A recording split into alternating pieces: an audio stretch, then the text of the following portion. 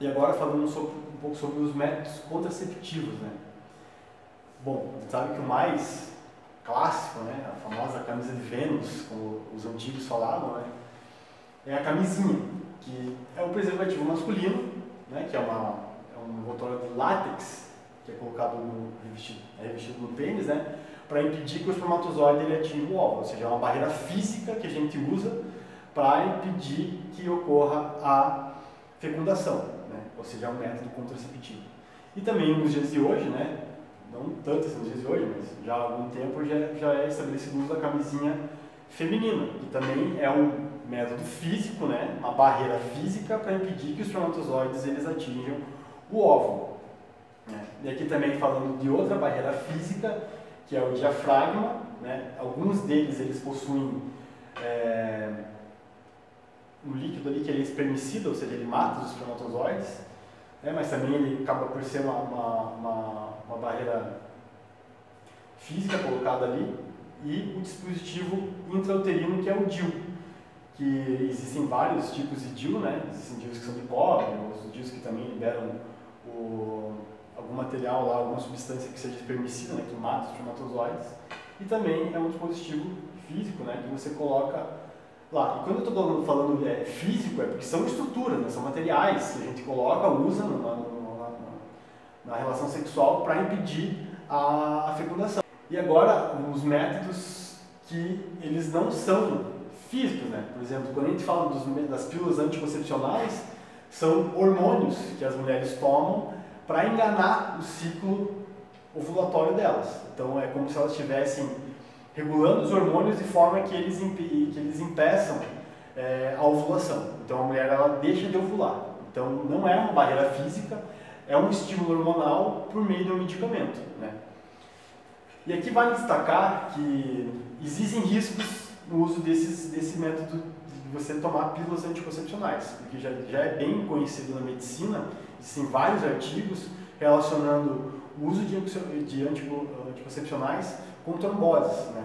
Ou seja, embolias pulmonares, doenças que as mulheres desenvolvem que podem comprometer até a própria saúde delas e às vezes até causando a morte, né? Então vale esse alerta, claro que não são todas, se a gente colocar numericamente, é um número relativamente baixo de mulheres que apresentam esse tipo de problema, mas ele existe e não tem como a gente diagnosticar de forma precisa quais mulheres vão desenvolver doença a partir de alguma comorbidade, algum problema decorrente dos anticoncepcionais. Eles são usados, são eficazes, né? Muitas mulheres usam e não apresentam problema, mas é interessante a gente ter esse pensamento, né? E aí, métodos naturais ou de comportamento, que são talvez o método mais antigo, que é o método da tabelinha, ou seja, a mulher... E aí, é muito interessante isso, porque a mulher ela tem que ter um ciclo bem regular, porque se ela não tiver um ciclo regular, pode ser que ela acaba se equivocando, tendo relação no dia que ela está ovulando, no dia fértil, né? E ela acaba engravidando. No caso de você estar procurando métodos contraceptivos, não é a ideia, né? Isso significa que você não quer engravidar. Então, a tabelinha você não faz uso de nada, você apenas faz uso do conhecimento que você tem sobre o seu corpo, né? Para estar tendo relações sexuais. E aí, os métodos cirúrgicos, né? No caso da mulher, a gente tem a laqueadura, né? Que no caso é a ligadura da tuba uterina, que ela é fechada, né? Se fecha a tuba, mas lembrando, existem casos de pessoa, né? Ocorrer a fecundação mesmo com essas barreiras feitas por meio de cirurgias, né? E aí no caso da mulher são trocadas a tuba uterina e mais ou menos equivalente ao homem, isso é feito nos canais deferentes ali, né? Ou seja, é impedido que os espermatozoides eles acessem a uretra e sejam ejaculados, né? E aí, né, cabe a gente pensar, né, que se levanta esse questionamento, será que esse método aqui ele compromete, né, esses métodos aqui eles comprometem os hormônios, né, que circulam no corpo do homem, a testosterona, no caso da mulher, o estrógeno, a progesterona, será que eles impedem a circulação dos hormônios? Então, essa vai ser a atividade dessa aula. Eu quero que vocês me respondam, né, através de um texto, né? Como a gente está tendo uma videoaula e vocês não estão tendo acesso aos professores, é difícil que a gente corrija esses textos. Então, né, a responsabilidade acaba ficando em cima de vocês, para vocês fazerem essa atividade, mas essa é a sugestão, né? Que vocês respondam o que acontece com os hormônios, tendo em vista que a testosterona é produzida no testículo, né? E hormônios também são produzidos nos ovários. O que acontece com esses hormônios? Se a gente interrompendo os canais ali, será que esses hormônios eles deixam de circular no nosso corpo ou não? E agora dando continuidade, né, ao nosso assunto que a gente estava abordando anteriormente, né, que seria os métodos contraceptivos, a gente vai falar agora um pouco sobre as infecções sexualmente transmissíveis. E lembrando que muitas vezes, né, métodos contraceptivos não significam proteção contra doenças sexualmente transmissíveis, né? Então a gente vai estar abordando isso com maior propriedade agora.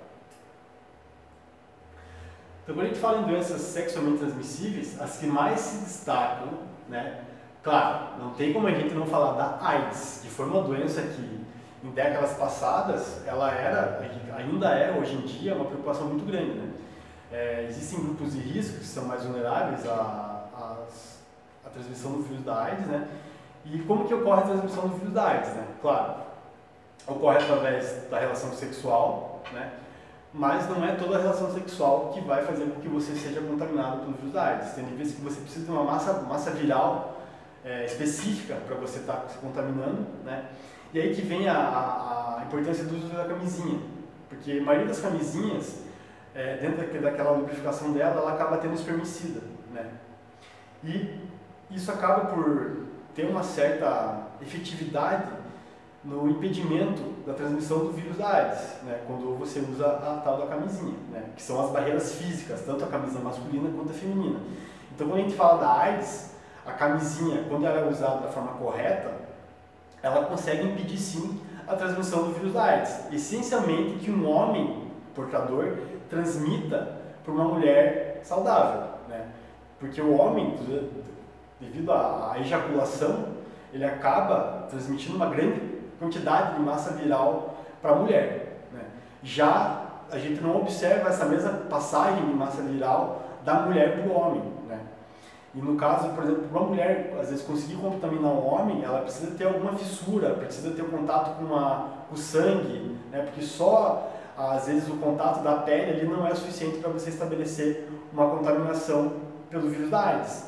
Tanto é que não se justifica o preconceito, às vezes, com portadores de HIV. Você pode conviver, você pode beijar, você pode abraçar, você pode respirar o mesmo ar de um portador de HIV, que você não vai se contaminar, porque ele é um vírus que ele é transmitido ou pelas mucosas ou pelos líquidos que estão presentes nos gametas, né, no caso no gameta masculino, ou pelo sangue, né? E aí, tanto que a gente fala de um dos grupos de risco do HIV são usuários de drogas que compartilham seringas, né? Por exemplo, a pessoa que usa uma determinada substância lá, que ela é injetável, né, devido à situação, muitas vezes bem precária que esses usuários se encontram, eles acabam compartilhando essas seringas, ou seja, o cara enfia a agulha dentro da veia dele, ela tem contato com o sangue dele e compartilha com o amigo. E se aquele portador, se aquele cara está portando HIV, devido à presença do contato entre os sangues ali, essa pessoa também pode ser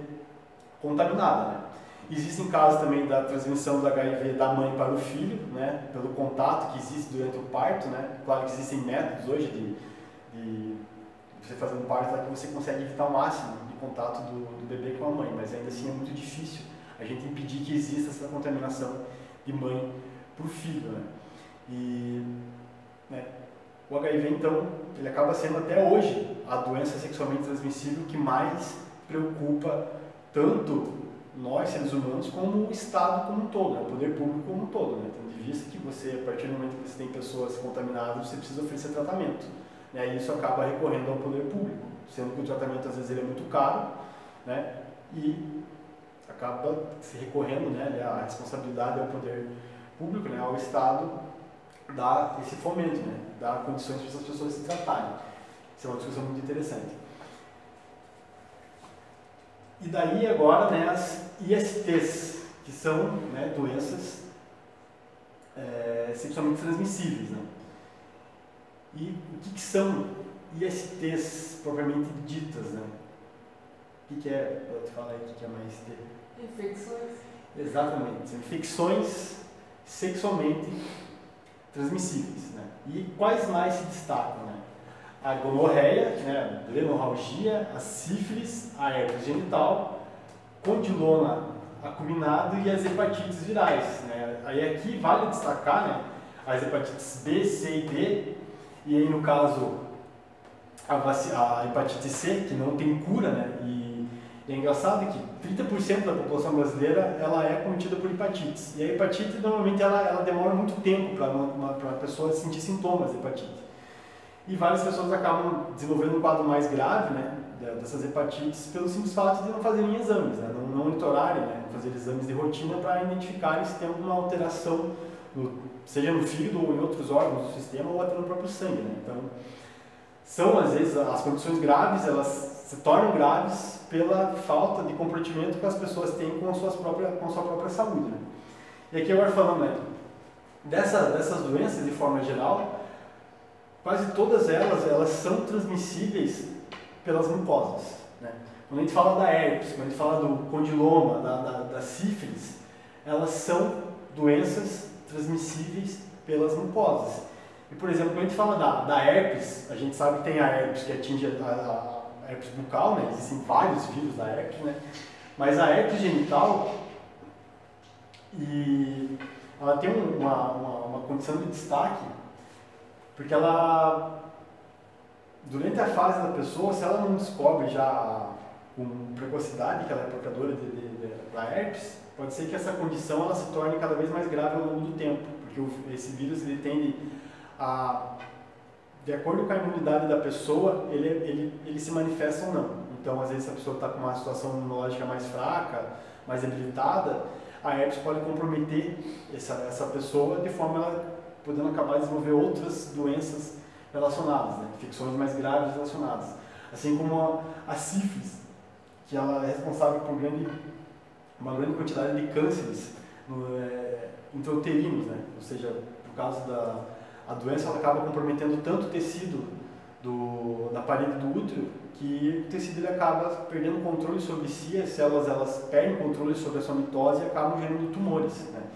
Isso é uma coisa também muito interessante quando a gente fala de doenças sexualmente transmissíveis, né?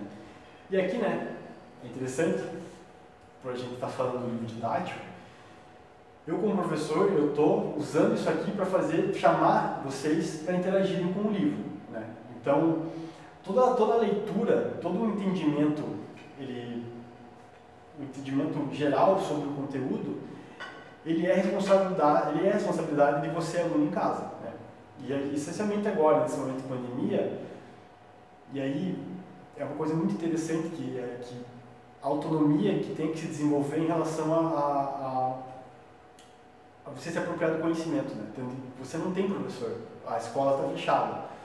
Você tem esse recurso que eu considero de extrema importância e de extrema qualidade para você estar se balizando em casa, para você estar se apropriando dos conhecimentos em casa. Muitas vezes, alunos, né, das redes municipais, às vezes não têm acesso à internet, o que dificulta mais ainda, mas mesmo assim ainda tem acesso ao livro didático. Então, fica aqui, né, de novo, né, eu sou bem maçante em relação a isso, essa sugestão e orientação da leitura do livro e a realização das atividades que seguem na sequência do livro, para vocês não comprometerem o futuro de vocês pela falta de conhecimento, né? Lembrando que o conhecimento é a luz do mundo. Você se torna um ser iluminado a partir do conhecimento que você agrega para si mesmo, né? E quanto mais conhecimento, muito mais difícil vai ser de você ser enganado, doutrinado ou, sei lá, levado por outras pessoas a caminhos tortuosos que podem comprometer até a sua própria vida, né? Então, o conhecimento ele é a luz que você precisa encarar como a realidade, né, a ser perseguida na nossa vida. Até uma próxima aula e até mais.